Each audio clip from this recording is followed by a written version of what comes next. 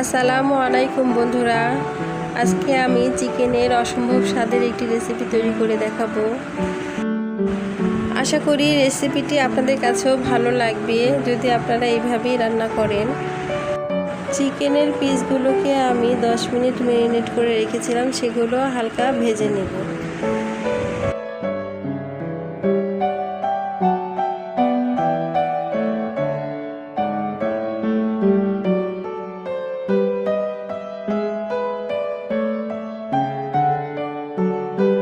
চিকেনগুলো খুব বেশি ভাজা যাবে না, হালকা একটু ভেজে নেব।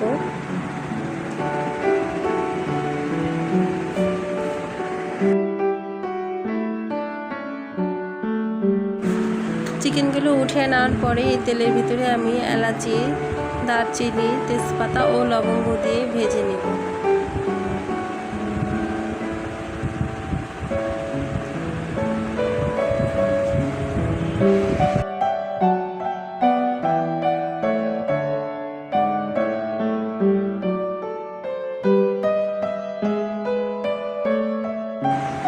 মশলাগুলো ভাজা হলে 2 টেবিল চামচ পরিমাণ পেঁয়াজ কুচি দিয়ে দিব, যেহেতু পেঁয়াজ বাটা দিব।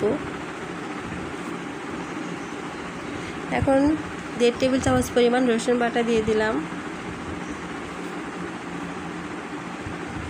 পেঁয়াজ বাটা 1.5 টেবিল চামচ পরিমাণ দিয়ে দিব।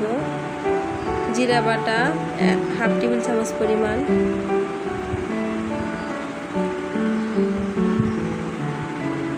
আদা বাটা 1.5 টেবিল চামচ পরিমাণ।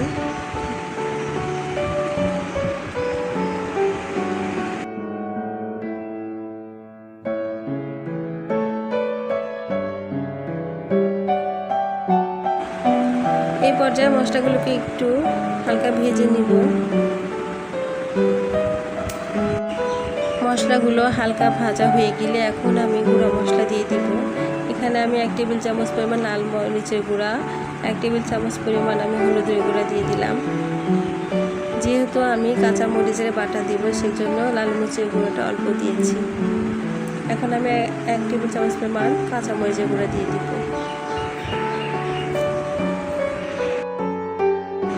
এখন মশলাগুলোকে ভালো করে কষিয়ে নিতে হবে। এই পর্যায়ে কোনো পানি দেওয়া যাবে না।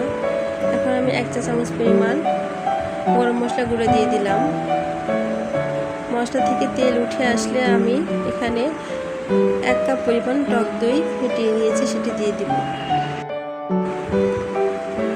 টক দই দেওয়ার পর মশলাটিকে ভালো করে কষিয়ে নিতে হবে। এই পর্যায়ে আমি স্বাদ মতো লবণ দিব। চিকেন ভাজার সময় আমি লবণ দিয়েছিলাম, সেটা খেয়াল রাখতে হবে।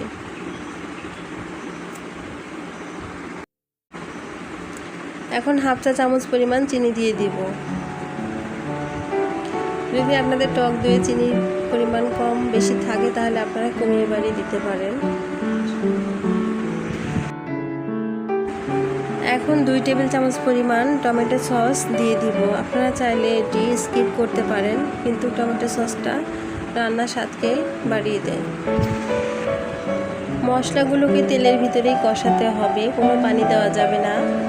যখন মশলাগুলো ছাড়া ছাড়া হয়ে আসবে, তেল উপরে উঠে আসবে, তখন ভাজা চিকেনগুলো দিয়ে দিব। এই পর্যায়ে ভাজা চিকেনগুলো আমি দিয়ে দিচ্ছি। চিকেনের পিসগুলোর সাথে মশলাগুলো ভালোভাবে মিশিয়ে নিতে হবে। এখন আমি কাজু বাদাম ভেজে বেটে নিয়েছি, সেটি দিয়ে দিলাম।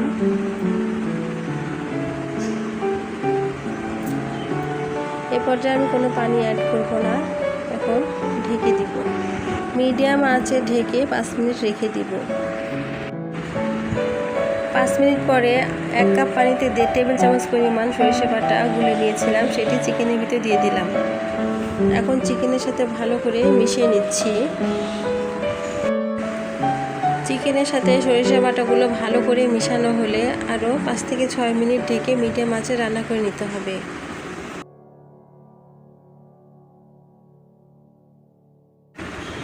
6 মিনিট পরে আমি এখানে 5 থেকে 6টি কাঁচামরিচ দিয়ে দিব।